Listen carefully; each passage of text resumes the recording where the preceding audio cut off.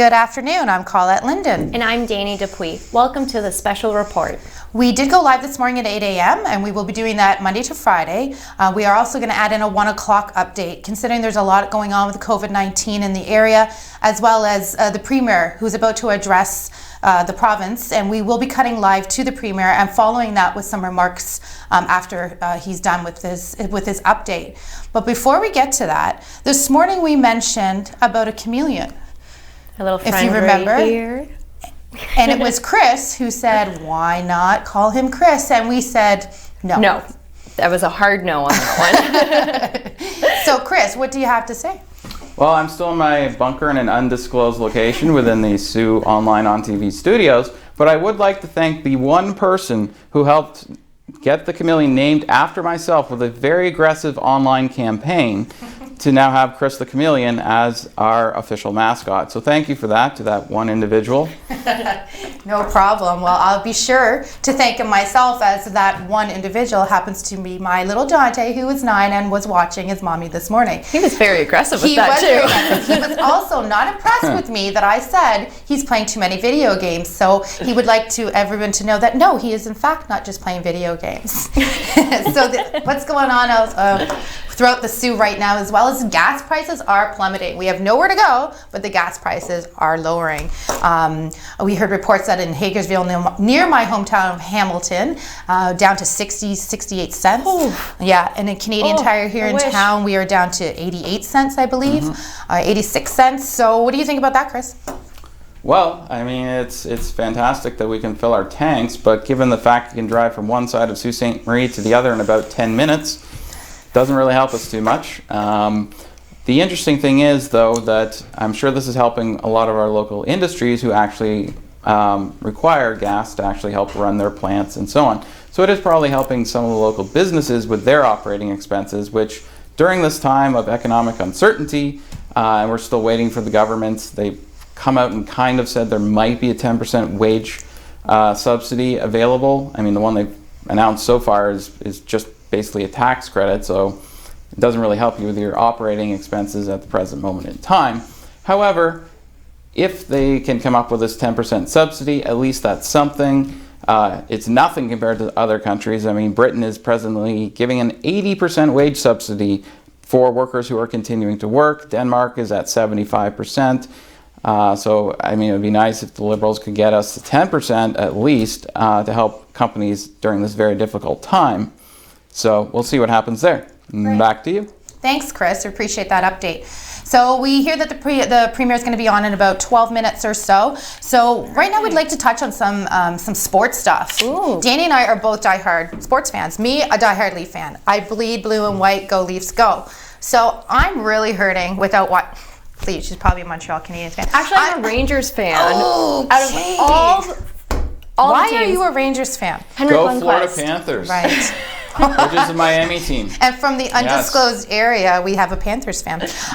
Anyways, my point is about hockey. I truly miss watching hockey on TV. I miss watching my kids play hockey too. So I feel that most of Sault Ste. Marie is in the same boat, right? But you know what's really cool, and actually Danny brought this story to me, was that Bauer, who makes your face masks, they're changing the production line so that they can do medical shields for the doctors, the nurses, and our first responders. And I think that's just an awesome idea. They looked good too. It completely covered the face, everything too. Really good initiative on them for taking charge on that. Yeah, it's awesome. It's awesome. So let's take this time to talk a little bit more sports. I know, as I said, we are both diehard sports fans. We actually have a lot of similar backgrounds in our sports interests. So why don't you update everybody on what's going on in the Soo? Absolutely. So as everyone knows, once March break is done, that's when high school students start training for their track meet. And unfortunately, with the schools on strike and just everything going on, they're not too sure if track will actually begin. I was speaking with some local athletes from Superior Heights, and you know what, they're still positive, they're still training right now. I was even speaking with one of the coaches, and she's hopeful that they'll still be able to, but it just kind of depends right now. So May 20th is the scheduled city track meet, and then the following week they also have NASA, and luckily it's in Sault Ste. Marie again. So that's awesome. Yeah, it's really cool. You know what, the way that they do it too, they bring all of just kind of North Northern Ontario. Yeah, And that's cool. So what do you think, when you spoke to these representatives from the high school, did they say what the kids are doing? Have they put programs in place for them to train? I mean, I know it's hard for kids to feel motivated to want to go out and do this, but maybe that's something the parents can take on too, like, your track's coming up, or your hockey season's, it might be done, but it's going to come back soon. It's going to come back. So what do they do? Do they go for runs? Like, what's your opinion on Well, some of the athletes I spoke with, that's what they were doing. They were going for runs. A lot of them were taking their program from last season and just kind of implementing it this season as well. I've done it too. Like, days when I need a workout, I'm like, okay, I'll go through all my old workouts to figure it out. I mean, they're trying to set aside a scheduled time, so not all of them are going to go out together, but hey, everyone at 4 o'clock, let's all individually try to go for a run, so it's still being hopeful. But you look at track too, it's not just running, they also have the field sports as well, discus, throwing, so... And with all the gyms being closed, I'm not too sure how those athletes... Well, I can kind of add to that a little bit, because I went to Walmart not too long ago to buy some weights, and just like the toilet paper aisle, it was empty. Really? Yeah. So I don't have my weights anymore, but anyway, so I'm just doing some push-ups at home, but until I can find some more weights and maybe a Canadian Tire and other places. That's what I was just going to suggest, actually. But I thought that was kind of a positive spin to take as well. I'm like, okay, well, it's not just toilet paper and Lysol wipes, it's also weights, so that's great. But what about, so Danny and I both have a strong rhythmic gymnastics background and gymnastic background. So what did you find out when you looked into the gymnastics clubs in the city? So right now, I know with the Sioux YMCA Gymnastics Club, unfortunately, they kind of had to pause their scheduled events as well, and same with the John Rhodes. And just speaking with the YMCA representatives, I know it's kind of tough. This year, they had 4 brand new athletes, little pre-comp girls, and they're really upset. Like, some of them don't really understand what's going on. They're really upset as to what's happening. Aww. But at the same time, all 4 of them have their own individual beams at home. That's awesome. So they're still like doing their routines and stuff like that. Like, that's so cool. It's super creative, and they're staying positive. We just keep saying for everyone too, you know what, train hard now. Just because you're not going to compete doesn't mean you won't be competing next year, in a few months. Like, it's just, you can't stop doing the things that you love just because. Can't. It's important, and to keep our kids healthy that way too. Okay, that's awesome. We're going to take a quick break. When we come back, we're going to go back to Chris over in his undisclosed bunker and have some COVID-19 updates and hear from the Premier as well. We'll be right back.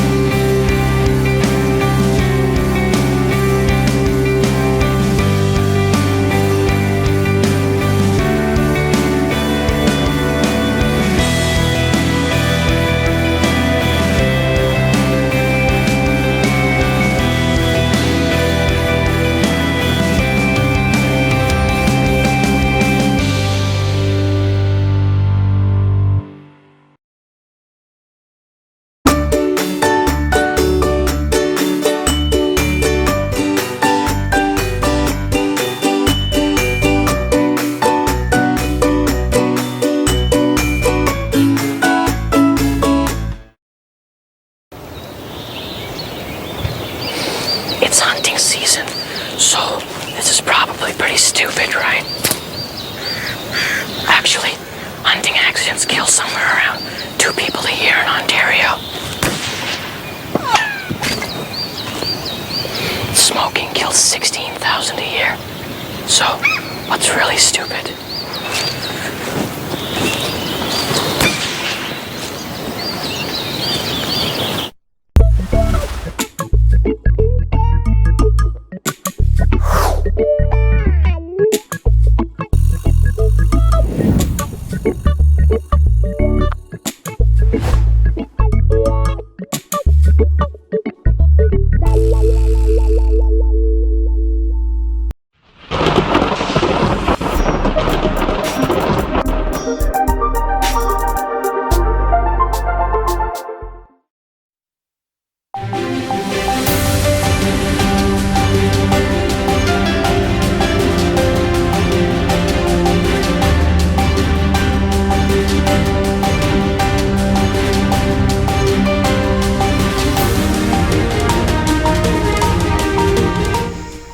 welcome back. As promised, the Premier will be coming up shortly with his address to the province, and we will be cutting live to that. But in the meantime, while we wait for Ford to come live, we'd like to go back over to Chris with his COVID-19 update. Over to you, Chris. Thank you. Well, the first thing I'll bring up is that now we have about 20% of the entire planet under lockdown. So, with that being said, a lot of kids are stuck at home. Yesterday, the CDC came out with guidelines on what can you do with your kids during a COVID-19 lockdown. Some of the things that they suggested were doing things like puzzles and doing crafts in the house, which we were discussing this morning in the morning edition of the special report. However, the CDC also came out with some guidelines if you want to take your kids outside. They can go out and play in their own yard. They can still go into your driveway and play hockey if they want to, just that they have to be 6 feet away from others. Most people can do that. If you live in an apartment, unfortunately, you can still possibly take your kids to a park as long as they're not within 6 feet of other children. So you have to keep up the social distancing even when kids want to play together. Now, one of the things that they did suggest is particularly a lot of the younger kids don't really understand what's going on. You can say to them, well, there's a virus, it's kind of going around, it's very dangerous, so we have to stay in the house, which for most kids, that's very scary. One of the things they do suggest is have your kid do some journaling. One, it gets the kids' feelings out onto the page, and two, you can also then see how is your 4-year-old dealing with this. You know, they can't go to school, they can't play with their friends. It's a very confusing time for kids. And going back to sports, another thing that we have seen that just happened, Canada and Australia did back out of the Olympics prior to this announcement, but the Tokyo Olympics are now going to be delayed for 1 year. Hopefully, we will be able to do them a year from now, and that COVID-19 will just be a bad memory, and we will have moved on. Hopefully, by then, we'll have a vaccine and so on, and a treatment that we know works on a large scale. We do have some treatments that have worked on a very small scale, but not on a large enough scale to actually say, hey, this is a treatment we can use. So there is trials for that going on. One thing that they also mentioned was different sports that people are still training for. There are some sports you can't train for. If you are a swimmer, you cannot go into a pool right now. If you are into wrestling, you cannot practice your wrestling. So there are some sports you can still do, such as running, whereas there's other sports, unfortunately, at this point in time, you just can't do them. One, because you're either in close proximity to another individual, or because of what is the venue. You know, you can't go into a swimming pool with 10 other people because if one of you is infected, you know, it's possible that you could spread that virus even by touching a knob going into a change room. So for the time being, unfortunately, most of us will have to do what's called shelter in place. My girlfriend and I are doing that, and we're here in a studio, and we're all far away from each other, which unfortunately, it's a little tough to do a TV show, particularly when you're used to sitting right next to someone, or you're out in the field and you can actually hold a microphone right up to someone's face, whereas now we have a big long boom mic so that we're standing more than 6 feet away from anyone that we interview. So even how we're doing our jobs has changed drastically. We've had to issue ways of doing social distancing in our office by using every other desk instead of being next to each other. So there are ways that certain companies can still operate who have to go into a studio such as us. We are still able to do that. And for the time being, we're not shut down, nor can the government really shut down journalism. They've never actually done it in Canada, where they've actually told journalists you can't report, because quite frankly, we're one of the only places you can actually get local information, both through Sioux Online and through On TV, which you're watching right now. And with these special reports that we're now doing at 8 a.m. and 1 p.m. each day, you will see Danielle and Colette and myself giving you updates, both the hard news, what are the facts, what are the myths, and also we'll be trying to give you ideas on what can you do with your kids each day as you're trapped in the house with them. Because every day that goes on, you know, the kids get more stir crazy, and we're going to try and do our best to give you ideas and ways that you can entertain your kids. For sure, Chris. Actually, I have one quick question for you. You mentioned that Canada and I believe it was Australia, yes, had dropped out of the Olympics prior to them saying, you know what, we're going to postpone these Olympic Games to 2021. Mm-hmm. I wanted to look into and didn't get an opportunity to do so, but what has that ever happened in previous years. Like, I mean, we've talking about world wars here. I know in Berlin that must have affected their games. Not too sure if you know anything about that, but I'm just kind of wondering what has been the precedent, or has there been a precedent set? And also, if we're pushing this to the 2021, what happens for the following? It's every 4 years. Do we just pick it back up in 2024, or how does that work, and how does that qualify? I'm not too sure if you know anything about that, but hey, we've got the time, so hopefully you got the answers. Well, I'll answer the second part of that question first on what will be the rotation. I think it was about 15 years ago, the IOC, the International Olympic Committee, decided that they would no longer have the Winter Games and the Summer Games in the same year. So what they are now doing is the games are staggered every 2 years. Most likely the games will happen next summer for the Summer Olympics. Then they'll have the Winter Olympics, which will actually be the next year. And then they'll switch back to the normal schedule, where they'll be spaced 2 years apart after that. Now, depending on what happens, if the games are again canceled next summer, I'm not sure exactly how that would work, but I think we might have bigger problems to deal with if we are having to cancel the Summer Games next year. So that part of it, most likely they'll just go back to the regular schedule. Reason being is the cities have already been picked for those Olympic Games. Sorry, Chris, I don't mean to cut you off. I know it's really important what we're saying, but I do see that that Ford is ready to speak, and we're going to cut live to his address. Plan for an unprecedented time. A $17 billion plan that will get the resources and supports where they're needed most.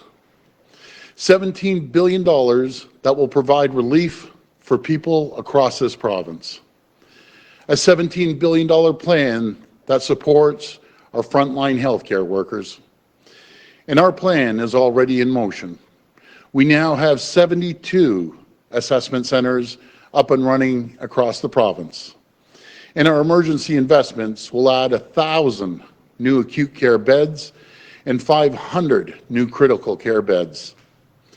These investments are absolutely critical to increasing capacity in our healthcare system as we all do our part to flatten the curve. As we all do our part to reduce the burden on our healthcare system and those in the trenches. Our healthcare workers, they're on the front lines. They're the real heroes in this crisis. Heroes like the 3,000 nurses who put up their hands to help handle more calls at Telehealth Ontario. Like Kyle and his wife, who are both nurses in St. Catharines, both lending a hand in this crisis. Like Gwen, a personal support worker in Oshawa, who shows up every single day with a smile on her face, ready to provide home care to seniors.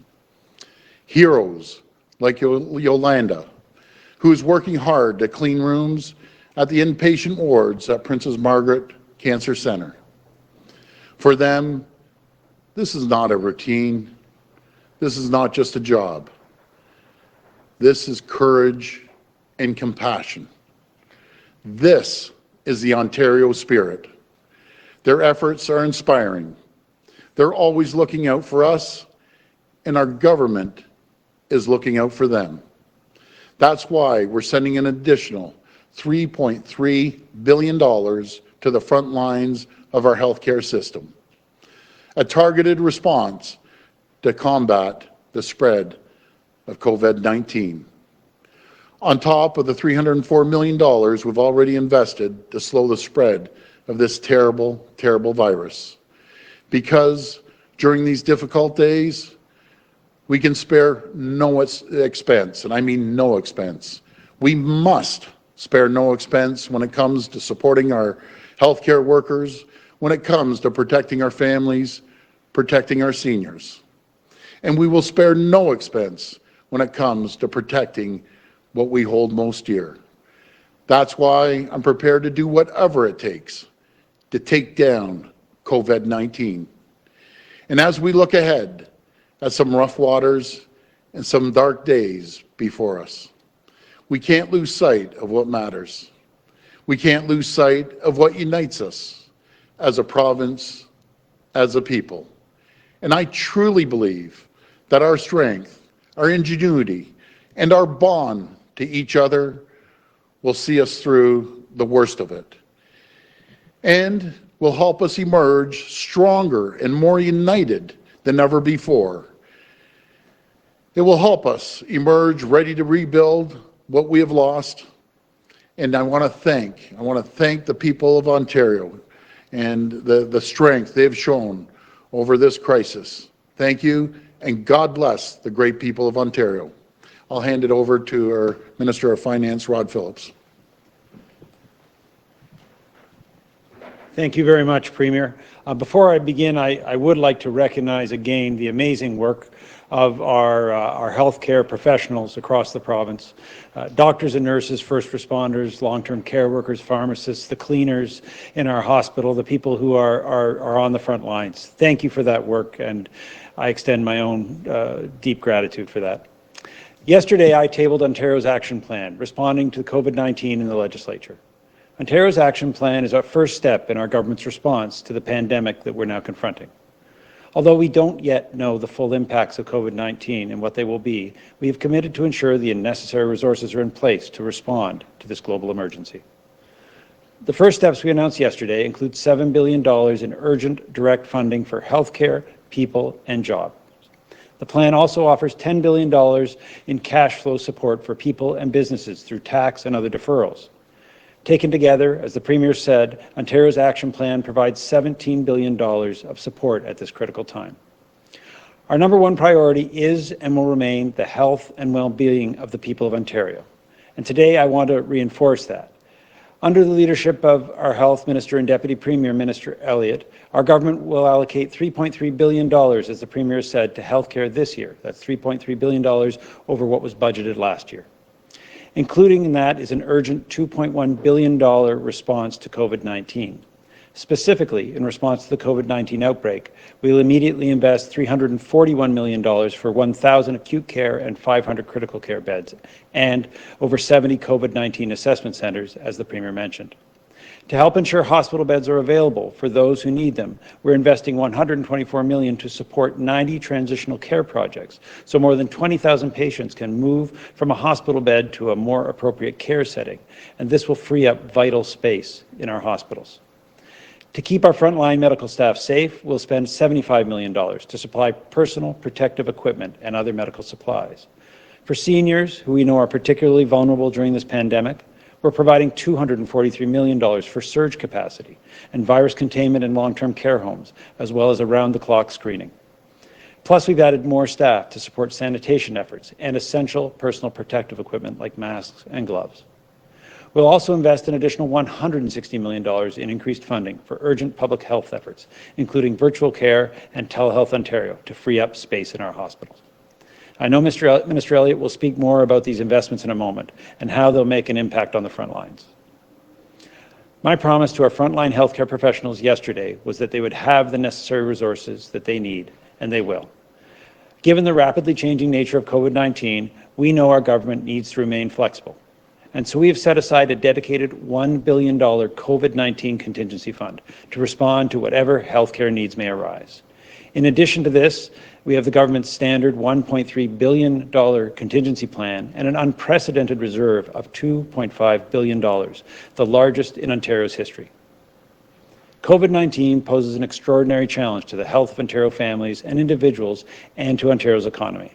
It's the greatest challenge that we've faced in my lifetime.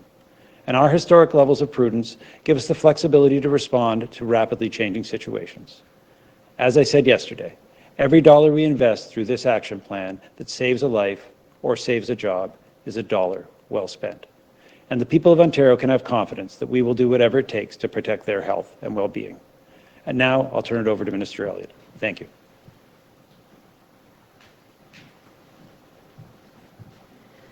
Well, thank you, Premier. Minister Phillips. From the beginning of the outbreak of COVID-19, we have been firm that the health and well-being of our people must be our number one priority. Our government has not hesitated in our efforts to contain the spread of this virus. At the first sign of growing troubles a world away, we mandated the reporting of any suspected or confirmed cases of COVID-19. In doing so, public health units were empowered to take all necessary measures to contain the spread of COVID-19. We have benefited immensely from these early efforts. They have meaningfully delayed the spread of the virus and provided precious time for our province to prepare. Time we have not squandered. Indeed, since these early first steps, we have done everything in our power to contain COVID-19, including enacting a declaration of emergency. These are extraordinary times that demand extraordinary measures. As we confront the growing challenge of COVID-19, Ontario's historic investments will dramatically expand hospital capacity and support the brave heroes working on the front lines of our healthcare system. Our nurses, doctors, paramedics, and personal support workers, each one remaining steadfast in their commitment to keep Ontarians safe. We will do the same for them. We are investing in personal protective equipment and other supplies to protect our frontline healthcare workers. We're providing urgent funding for public health units, hospitals, assessment centers, and long-term care homes to ensure their ongoing readiness to care for an increasing number of patients, including $341 million more for an additional 1,000 acute care and 500 critical care beds. In the face of growing uncertainty and mounting threats, we must work together in common cause. We need every Ontarian to do their part. To anyone who's recently returned home from abroad, you are at high risk of spreading COVID-19. You must self-isolate for 14 days. Do not go to the store. Do not visit friends or family. We are at a critical juncture in our fight against COVID-19. To all Ontarians who can, please stay home. If you must leave, avoid contact with others by keeping at least 2 meters, 6 feet, between yourself and others. We can't stress this enough. Lives depend on it. These are extraordinary times, there's no question. But by supporting our frontline healthcare workers, enabled by our government's historic investments, we will contain the spread of COVID-19 and protect the people of Ontario. Nothing is more important. Thank you. Okay, we'll go to the phone line for questions. First question. From Kenneth Jackson at APTN. Please go ahead. Hi, Premier. You just said you won't spare any expense for... Do not go to the store. Do not... Welcome back. That was an address from the Premier, Doug Ford, as well as the Health Minister, Christine Elliott, and the Finance Minister, Rod Phillips. So we heard a lot from Ford saying words such as courage and compassion, Ontario spirit, and they will spare no expense. So quite a compassionate address to the province there.